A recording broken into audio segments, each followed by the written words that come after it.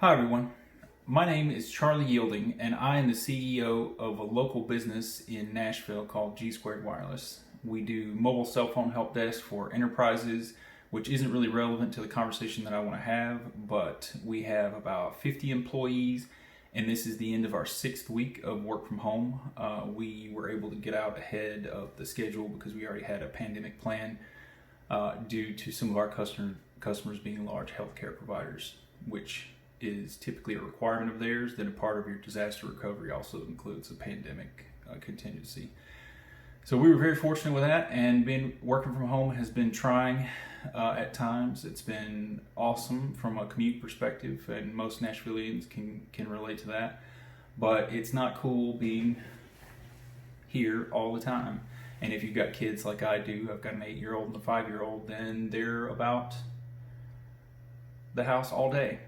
And that's just something that we've got to grow to deal with. And then on top of work, we're having to educate, we're having to entertain, and all kinds of different things. And so it's been challenging, to say the least. And fortunately, we're getting to a point to where the city, the state, and the federal government are talking about a reopening.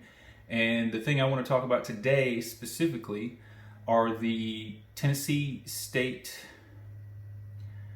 I don't know if it's a plan necessarily. I would call it more of a guideline, and then the plan outline from Metro Nashville. Metro Nashville put out a lot more content than the state did. The state was more of a justification and then some basic guidelines. But we'll cover both of those today, and then I'll go through the facts. And at the end of the video, I'm going to throw out, or I say at the end, I may do it in the middle as well, but I'm going to put some. I'm just going to say what I think about stuff. So I'm going to give some opinions. I haven't really done this type of thing before, so just be aware of that. So to start off with, I wanted to talk about the Metro plan. So the Metro plan, like I said, is a lot more detailed, and it came out on Thursday, and it consists of 5 phases, including the one we're in right now, which I like to call phase 0 just because it's way more simple, but they call it preparing, preparing to reopen. So technically we're in the preparing to reopen phase of the Metro plan, but again, for the rest of this video, I'm going to refer to it as phase 0 for simplicity's sake. So what does Metro want us to know about phase 0? So the most important thing that they seem to be stressing from the document they put out is that all decisions are going to be data-based, meaning that they will look at specific metrics that they call out ahead of time to determine whether the spread of coronavirus is being contained well enough or not. And there's a little bit of ambiguity with regards to measuring that, and we'll get to that in just a minute. But for right now, we're just saying positive cases. But it could be more like what the state's saying, where it's positive cases as a percentage of total tests given for coronavirus. And we can also talk about the potential impact of that type of data measurement in a little bit as well. So jumping right back into the phase 0 stuff. So everything is going to be data centric, meaning they're looking for a decrease in total instances or a percentage based decrease in positive test results for 2 weeks in a row, starting next week, pretty much. So right now, the 5th would be the first date of eligibility for phase 1, in which we'll get to in a little bit. And there are a couple other criteria that they're looking for as well. One being hospital capacity, whether or not the hospitals have the ability to deal with an uptick in positive coronavirus tests or instances. And then the third part is whether or not they have the ability to test. So specifically what they're looking for is the ability to test or to have 1 test per 100 to 150 residents per week, which is roughly 5,000 tests. And when they can do that, they want the results to be able to come back within 24 hours. And I assume this is because it ties into some investigator stuff that we're going to be talking about later, because you can't really measure proper stats if you can't get the tests in and done quickly enough to be able to make those kinds of decisions. So from a data collection perspective, I agree, and I think that this is a really good way to look at the testing part of it, in that we need that stuff to tell whether we're doing well or not. Because if we get into a testing shortage and you're looking at raw positive results, then you're going to see a drop just because the testing is not there. So as long as we're adhering to a testing quotient, or whatever you want to call it, then we should be good. So a couple of new things that they're introducing here is index tracing, or index cases, and contact tracing. So index cases are positive COVID-19 folks. So if you test positive, then you're an index case. And at that point, you're going to be questioned by a specific investigator assigned to you on your contact traces. And so a contact trace is anyone that's been within 6 feet for more than 10 minutes for the past 2 weeks. I could be wrong about the 2-week piece, but that's what they imply by the document. If anybody has any ideas of what that number is specifically, please feel free to share. So back to the index cases and contact tracing. So what they're doing is they're hiring a group of investigators, and those investigators are going to be assigned to a specific person. So if a person tests positive for COVID, an investigator will contact that person every day, so it says in the document, to ensure that the infected person is adhering to strict self-quarantine policies. And then on top of that, they will be the individual that reaches out to all of the trace cases, or the contact traces, in order to inform them that they also need to quarantine. And then from my understanding of the document, the investigators will reach out to the contact traces daily as well. So if numbers go up, these people are going to be taxed very heavily. So I'm curious to see how they pull this off operationally, because as of right now, there are no operational notes, policies, or regulations regarding this type of position. And so right now it's just a wait and see, but it does seem like they will be very intrusive to the folks that actually test positive. And I think that this is fair, albeit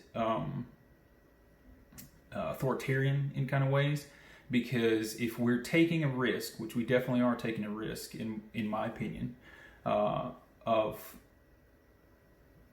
opening back up so soon, or with such short criteria, because a 2-week decrease doesn't really say one way or the other about whether or not we're over the hump. And so we as a group are gambling on the fact that it is enough. And when I say gambling, obviously there's more than just simple consideration put into these things, but what we don't know is how it's going to turn out, and nobody knows. And so there is risk involved. And in that risk, I think that this is their attempt to ensure that infected people are not running around and spreading it like wildfire, and they're being contained. And so regardless of how it feels, it's going to be helpful if it can be pulled off, but I just don't know how people are going to react. It seems like this would be a situation where infected persons would rebel, I guess, because they feel like they're being forced to do something, and there's no quicker way to get people to do something than to tell them they can't, myself included, with regards to this whole situation. Like, I would have considered myself a pretty solid introvert beforehand, but now that I'm being forced into a situation, I really want to get out there and do stuff. And it's happening everywhere. Like, you see people, like, you take a walk in your neighborhood, and people that would never give you a glance before are waving big and saying hey and talking to you from across the street. And it's been a very positive side effect, I would say. But if people are forced to stay in their homes with no other option and somebody checking on them, it's going to feel pretty rough. So be prepared that if you test positive, or if you are a trace contact, you will be expected to stay at home and self-segregate from everybody else getting to have their fun. So let's see.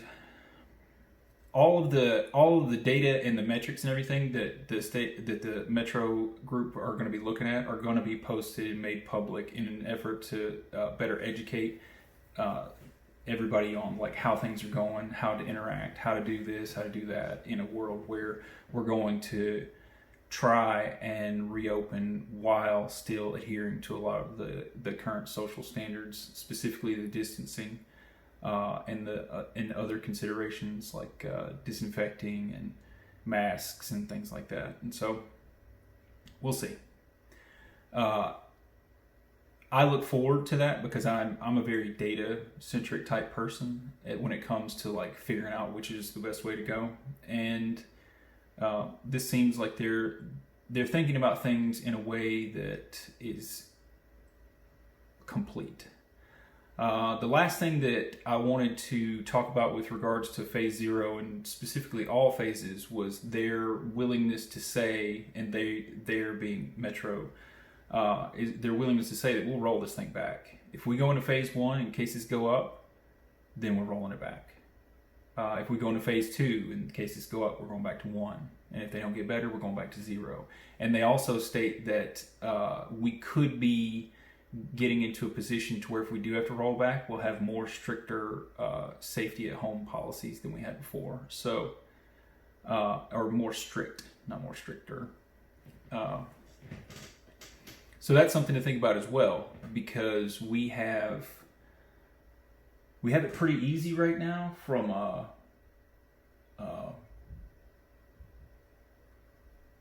shelter at home perspective, because we can go out for walks and things like that, but there could be a situation where we're told we can't even do that, and then the police get involved. And that's kind of what it looks like in New York now in certain ways, in that like the officials and whatnot are keeping up with what individuals are doing, and that's not really going on here. Like I've not been approached by any sort of law enforcement or anything like that to tell me to get off the sidewalk, but we could go there, or at least that's what they're saying. So that's something to keep in mind. Sorry if I bloviated that, but but it's important to note that they're taking this seriously and they are willing to go backwards if it gets worse. Except there's a potential loophole or some ambiguity with regards to one of the policies. It states that healthcare providers, like local healthcare providers, are responsible for controlling hotspots. And that means that if the investigators we talked about before are working with the doctor, and then that group of people, and this is to my knowledge because it doesn't explicitly state what the process is here, but if those people think that they can control the specific outbreak, even if numbers are going up, we can still move on to the next phase. And I feel like, and so I guess I will put my feelings in here in the middle. I feel like that opens certain individuals up to peer pressure. And what I mean by peer pressure are, it's the same thing we're getting with everybody who wants to go back to work. People who want to go get their hair done. Like if they're not considering other people and they want to do what they want to do, then they're going to put whatever pressure on individuals that they see fit. And so we're seeing that now with all the protests and stuff. I personally don't agree with that. I think that regardless of whether or not I'm personally afraid of getting COVID, that it's my social responsibility and everyone around me social responsibility to protect other people in our society. And so that's why I feel like we're currently doing the right thing to protect lives. And that's ultimately what this thing is about to me. And other people have different opinions. And so other people with different opinions, specifically economic driven opinions, could put pressure onto certain individuals, whether it's within a friend group or professional group, to say they can contain stuff when they may or may not be able to, or when they may not be able to otherwise. But that's something that we're going to have to see once it's tested, because we just don't know how that's going to play out. It is a concern that I have. So we get to a point to where we've got 2 weeks of decreased cases, and again, whether that means a percentage or a total reduction, I don't really know yet, but we can move into phase 1 at that point, so long as the other criteria that I mentioned are also met with regards to testing and hospital capacity. So phase 1, and I'll try to go through this other stuff quicker because it's more just factual than anything else, because the phase 0 or preparing to reopen phase it's a lot of setup, so to speak. So phase 1, I kind of got this ordered in what's reopening, and then what's changing, and what's new, and all that kind of stuff. And so let's get down to phase 1. First of all, what's going to reopen? And this kind of matches with what the state's talking about right now, in that it's retail and commercial businesses and restaurants and bars that serve food from a menu. Specifically from a menu, which means straight bars that don't serve food, they're out. They're not open yet. And both of those, or all three of those industries, are only allowed to open at 50% capacity. So that means you're going to go to your favorite restaurant and half the tables are going to be gone. All of the companies have to actively apply proper social distancing policies, as well as some employee testing, if you will, or just information gathering, which could be intrusive. I don't really know what people's thoughts on this are, but each employee for every single shift is supposed to be temped, meaning that you literally take your temperature. If you are a business owner in this situation, you need to get some sort of thermometer that has a disposable cap on it. Like my kids have this ear one, and it's got a little button on it that you put this plastic cover, you take the temperature, you press the button, it ejects the plastic cover, because you're going to be doing a lot of temps, because it's every single person for every single shift. And if you have above a 100.5 temperature, you go home immediately. Anything else and you're fine. Also, the employer is supposed to listen for respiratory issues. So if you've got some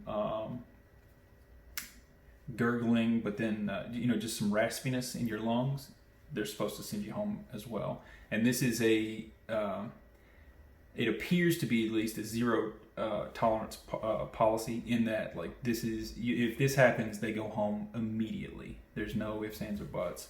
And again, that's just because they're thinking about the potential aspects that spread this thing a lot more fast than it would otherwise. So the retail and commercial businesses, that's the only policy you have to adhere to, is temping their employees.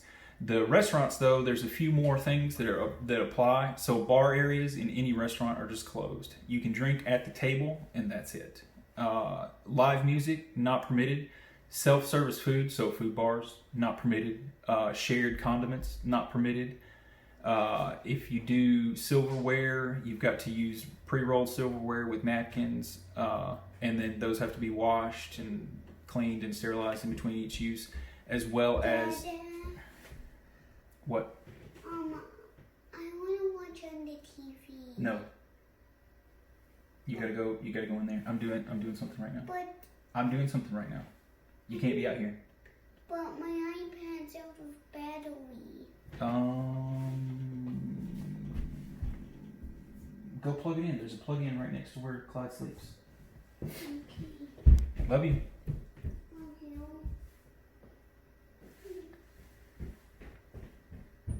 And that's how it goes now. So where were we? Oh yeah, phase 1. So phase 1, we were into what you can and can't do at a bar. And then so we were at silverware, and so they have to make sure to change that out every time, or to clean and sterilize it every time. Menus have to be disposable, or they have to be wiped down every time. The entire eating area has to be wiped down, and this is like Lysol type wipe down, not normal water wipe down. And in every instance of a customer leaving means that area has to be cleaned. And then the servers as well as patrons have to observe social distancing the entire time. So that means not getting any closer than 6 feet to other people. And that's going to be challenging for some restaurants, because their eating areas just not that big. And so, I can see a situation where a lot of restaurants continue to just stick to the takeout model. like I said earlier, you can serve alcohol at tables, and alcohol takeout sales will also continue. And so that's for me, that's good because I actually like being able to go and buy from the local breweries. I've actually got one down the street that I've been supporting them, we'll say. So apart from what I just mentioned, everything else stays the same in phase one. Phase two begins after we've had 2 consistent weeks of a downtrend in positive COVID-19 results. So the same thing that gets us into phase one transitions us to phase two. And it's at this point that they mention in every single phase that if it's not looking good, we'll go back. Like Metro was very, very clear that they are at least willing to say that they're going back. And then we'll see, if things get bad, what actually happens. I don't have any reason to doubt that that's what they'll do, other than the fact that, again, there are going to be economic pressures that are put on individuals making choices, and that could affect it in some way, shape, or form. So phase two, things get a little bit better. So everything I just talked about earlier can go up from 50% capacity to 75% capacity. So the big changes are the 75% capacity, like I said, and then gatherings of 50 people or less are allowed. So that's church, weddings, parties, meetings, whatever you want. That's phase two. Also, to kind of put a frame of reference to the time from this point to when that happens, is phase two would be a month from now, if everything goes swimmingly from next week on. The stuff that will reopen during that phase are elective procedures, whether it be inpatient or outpatient, only at hospitals though. So if you've got a dermatologist appointment or something like that, that's still not going to be allowed in phase two. And then the big thing that a lot of people are excited for with regards to phase two is hair, nail, massage, and tattoo places can reopen at or by appointment only. So there's no walk-ins at this time, but you can get an appointment, you can go, and then they've got to adhere to the same policies that retail and restaurants had to from before. So social distancing, masks, cleaning things up. There's no sharing of implements or anything like that. So that'll be good because I know there's lots and lots of people that are getting hyped to get a haircut. I don't know if you can tell or not, but I haven't really touched my face or hair in who knows how long. And then my personal favorite thing about phase two is going to be that the parks are going to reopen, because I got the 2 little ones, and in having the 2 little ones, I need an outlet for their energy. And as much as we go outside and run around in fields and things like that, like having a playground really helps out. So I'm excited about that. Plus, they'll reopen the basketball courts, so to give us another activity to do if we're just sitting around bored or whatnot. And then from that point, if we get 2 more weeks of downward trend, then we can start phase 3. And one thing to note is through all of this, like if you're a company that can work from home, like mine, then you are still required to work from home in phase 2 and phase 3. So if it's possible, that's what you do. And so that's what we will be doing. And that sets it at least 6 weeks from this point before companies that can work from home could start coming back to the office if everything goes super well. So back to the phases. So we get 2 weeks of a downward trend, and then we can move into phase 3. So for phase 3, all elective procedures are opened up. That's inpatient, outpatient, not at hospitals. Like whatever you got going, you can go in and do. Retail and commercial businesses can work at 100% capacity while still observing proper social distancing and the policies we mentioned before. And then restaurants actually get a pretty big change here, and this is going to mean a lot to Nashville residents in that bar areas can open at 50% capacity. So if you've got a bar, our favorite place to go drink, you can go there and actually drink there. And then live music is going to be permitted. And so in approximately 6 weeks, 5 to 6 weeks, we'll be able to have live music again. And I know some of my neighbors who are musicians are going to be super excited about that. And I haven't had a chance to tell them yet, but I can't wait. And then all of the other restrictions are going to continue to be observed with regards to those situations. So you still got the masks, and you still got the cleaning and wiping things down before and after every client or every customer. And then the total gathering size will be increased from 50, like it was in phase 2, to 100 in phase 3. So gatherings of up to 100. And so at this point, what's reopening? Bars can open at full, or oh, hang on, so I messed up earlier. So in phase 2, bars and restaurants that serve food from menus can reopen at 50% capacity. And then in phase 3, proper bars can open back up at 50% capacity. And not only proper bars, but you get restaurants or not restaurants, but entertainment like bowling, movies, and other things like that. And so that'll be a big deal at the time, because that'll be a lot of options that become available really quick as far as like how can we entertain ourselves and whatnot. Let's see. Employees in those situations at those types of venues still have to wear masks, and they still have to take their temps every shift. And then another thing that I'm really excited about in phase 3 is personal fitness and hygiene places can open back up. And so in about 6 weeks, I'll get to say like I'm heading off to the gym, because I'll go to the gym in a mask. I've been missing that personally very much. And then if by then we'll have been able to see downward trends and whatnot. As far as like, I would feel confident that we're on the right path if we make it to phase 3 in 6 weeks, that we're actually doing the right thing. Let's see. And then it says non-residential K through 12 schools are going to open back up, but Nashville or Metro schools, at least, and I'm pretty sure Williamson County schools and the other surrounding area schools, public schools at least, are closed for the rest of the year. But that's a whole different subject. So we're in phase 3, and we get another 2 weeks of downward trends, and then we can transition to phase 4. And as far as the Metro plan goes, this is about as close as we're going to get to being done, because they don't have an end date. They don't have anything after phase 4.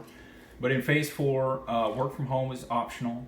So that'll be when the company that I work for makes the decision on whether to bring people back in or not. But before that, we don't even get a choice. Everybody has to use cloth masks in the workplace. Bars, entertainment, and cultural venues open at 100%. Personal social distancing only applies in phase 4 to people over 65 or people who are compromised in some way. So if you're immunodeficient in some way, shape, or form, like, you still have to practice social distancing, but everybody else, it's gone. So that's good. And then the big thing for a lot of folks that's happening in phase 4 is sports and live events are going to be restarted. And that's like half of my friend group right now are jonesing for some sports, and this is going to be good for them. And so I don't personally know if the soccer team has postponed the season or canceled it, but if it's postponed, then we'll actually get to see some soccer this year, and it might be the only thing that we have left at this point. Well, I guess the Sounds would still be playing, but anyways, the everything else, like the personal social distancing at work, at least, and in restaurants and stuff like that, that still applies. So even in phase 4, people still have to wear. Or employees still have to wear masks at this point. And then What? Beans climbing on your bed. Thank you. I think she wants to sleep on your bed. I think so too. To just get comfy and warm to sleep in. Yep. All right. Well, now I gotta finish this up. I gotta finish this up now. on his iPad. I can't help you with that now right now. I gotta finish this up. I'll be in there in a little bit.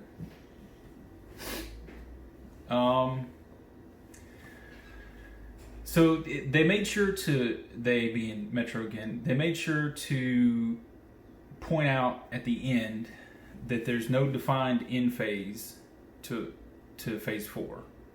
And that's, I mean, that says a lot in that we don't know what's going to happen when when we get out there, and we don't know if it's going to come back later. I mean, there's just a lot of stuff that we don't know, and I think that this plan accounts for as much of that as it can, minus the couple of little operational hiccups that I talked about earlier.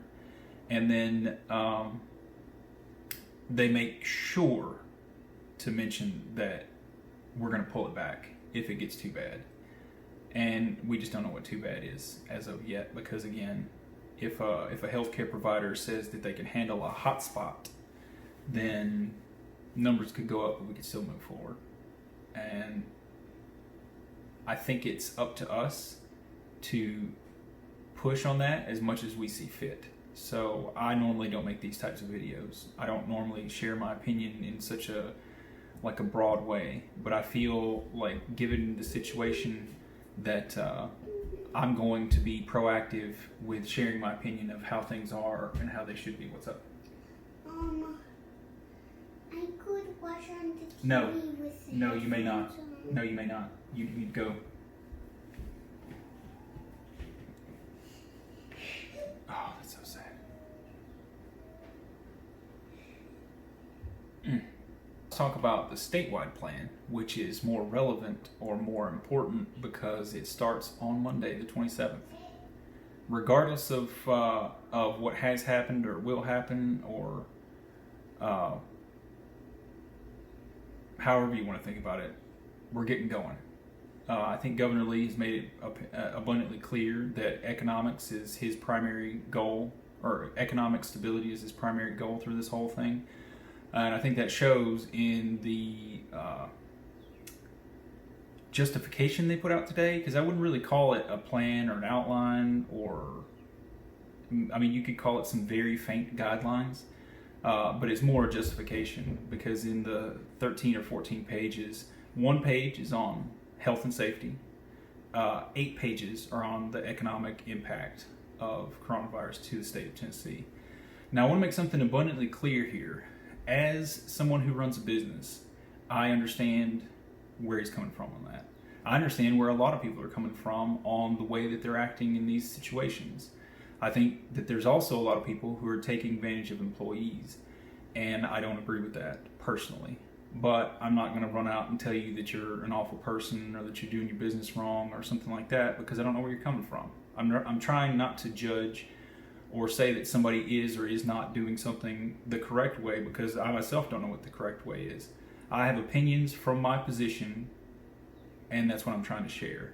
And if you disagree with that opinion, I'd like to know more about it. But I am not focused on the economy as of right now. I'm focused on the health and well-being of myself, my family, and my coworkers. And since I'm in a position to make those types of decisions, it's important to me to be as informed as possible. So I try not to get information from any news outlets whatsoever. As a matter of fact, the only situation, or the only information that I'm using in this, are the plans that have been released, as well as the bills that have been passed, and any kind of information that falls between from a practical standpoint. I don't have a leaning on this, except for people staying safe and reducing the spread of coronavirus is the way to do that. So Monday, everywhere outside of the 4 major metro areas in Tennessee is going to be able to go to restaurants. They're opening up restaurants, bars, and and businesses, commercial businesses again, at 50% capacity. The plans from that perspective, or the guidelines that they provided, are very similar to Metro's plans as far as what phase one looks like. The difference is that outside of Metro, and a waiter, a waitress, a retail employee is going to ask you questions, or could ask you questions because they're supposed to, about COVID. And there's no guidelines as to what those questions would be, and so I imagine there's going to be some pretty awkward interactions when somebody goes in to, buy a steak, and then they get asked, have they been exposed, or have they been coughing, or have they had a fever? It's going to be like that, and I don't know if there's going to be any adherence to that policy, but it is explicitly stated, and it could be a thing you have to deal with. So if you are going out in these early stages, just know that they could ask you about COVID and your exposure and what you've been doing, and you're not required to respond, but they could refuse you business if you don't, because you're not adhering to the policies set out by the state. The one thing that they won't be doing is testing the employees. So the employees will still have masks. They still got to wipe stuff down. There's still no shared condiments. There's still no food bars or regular bars or anything like that. But they will not temp employees. So they give up one type of invasive thing on the employee side, and they put it on to the patron. Whereas Metro puts the responsibility on the employer and employee, and so that's the only thing that I could tell that was going to be different. The phase one is all they talked about from a state perspective. So there's no here's what we're going to do in phase two, here's where these other things are. All we've got right now is that we'll hear more next week about what's going to happen with elective procedures, church, or any kind of religious gatherings, or anything else for that matter. But there is one other thing that I want to talk about with regards to the state stuff, and that's their criteria for opening back up. And this is what I have the most issue with, and I feel like whether or not this thing turns out okay, that qualifying this as a mistake in this way. And this way is percentages of total positive test results compared to total tests given. That is their measuring criteria, and that's actually what they showed in the data they provided, as far as like, here's the data on test decreases. And so for the past 2 weeks, we have had we have had decreases in positive tests as a percentage of total tests given. But most of you remember that 2 weeks ago, Governor Lee told everybody that even if you don't have symptoms, you can go get tested. And so at the time, I felt like this was an attempt to adjust numbers. And I didn't, but I didn't know for sure. And then when I saw the report today, that's exactly what they did. So they have built a metric and created their own data. Whether they meant to or not, the data supports the argument that they intended to set out to make to begin with. The argument that Governor Lee has been clear about this entire time, and that's the economy cannot suffer more than it already is. And again, I want to state that I'm not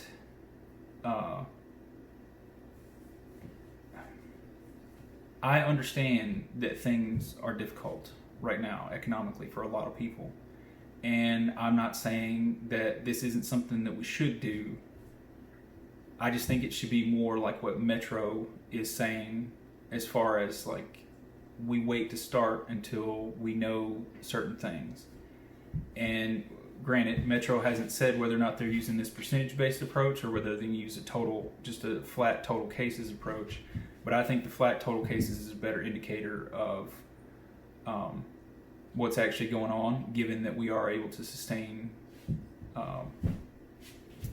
consistent levels of testing.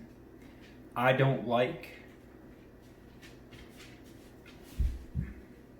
I've seen this in my professional life before, where a metric is created to follow a specific line of thought, and I have seen it not work out enough to be very, very wary of this. And so if you go out Monday to your favorite restaurant, make sure you're being diligent about your own safety, because nobody else is at this point with regards to that's not a good way to put it. There are people who are worried about your safety, but there's nobody that's going to do anything about it other than what's given to them here. So is your restaurant wiping down between patrons? That's up for you, or that's up to you to figure out. And then are you good with that or not? That's up to you. But also, and this is where I feel like self-imposed social responsibility, is if you don't, because you're not worried about it, somebody else you know or come in contact with may not know the type of exposure you've had and then become exposed themselves. So if you go out and get COVID the first, next week, and then give that to somebody else, then that's just going to put us right back where we are or worse. So make sure when you get out there, you're doing what you need to do to not spread the disease and have fun at the same time. So if you're going to eat your cake, no. If you're going to have your cake and eat it too, just do it in little bites. So thanks for sticking around. I apologize for the length and the rambling and all that kind of stuff. This is my first time to do this, and if anybody else has any different opinions, I'd love to hear it. I'd love to start a conversation on this, because we all become better. My opinions need to be challenged. Other people's opinions need to be challenged, so we can come to a general consensus, at least with the people that are willing to engage. Be safe, and like I said, if you go out next week, be extra safe. Have a good one.